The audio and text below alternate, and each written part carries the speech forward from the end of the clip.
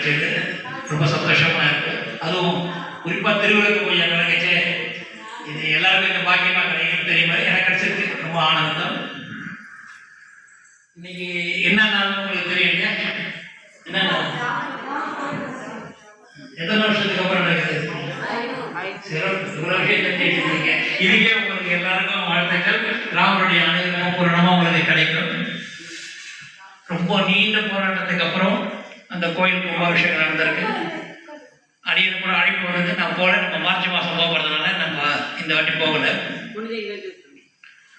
ராமர் ஒரு மனிதன் எப்படி வாழணும்னு சொல்லிட்டு வாழ்ந்து காட்டுற அவதாரம் தான் ராம அவதாரம்.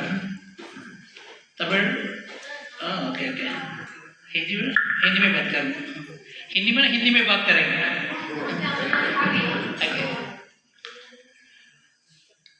ராம் இருக்கிற அவதாரத்தில் ரொம்ப உச்சிதமான அவதாரம் பெருமாள் ராம அவதாரம் தான்.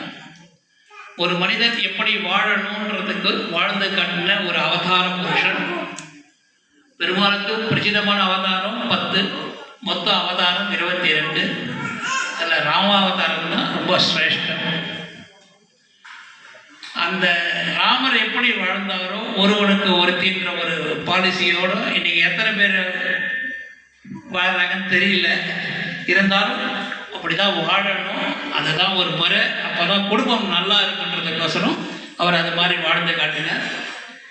இறை அவதாரமாக இருந்தாலும் அவர் அந்த இறைன்ற இதை மறைச்சிட்டு ஒரு சாதாரண மனுஷனாக வாழ்ந்து காமிச்சு ஒரு அற்புதமான மனுஷன் ராமன். அதனால்தான் ராமரை வழிபாட்டுக்கு ரொம்ப ஏற்ற தெய்வம்னு சொல்லுவார்.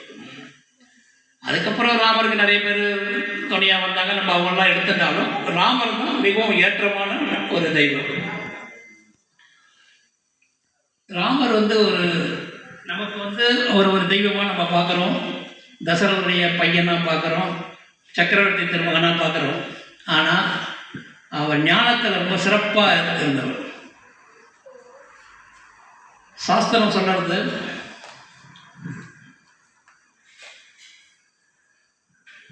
காரணம் இல்லாமல் காரியம் இல்லை. இது நல்லா நான் சொல்கிறது நல்லா காதில் வாங்கிக்கோங்க.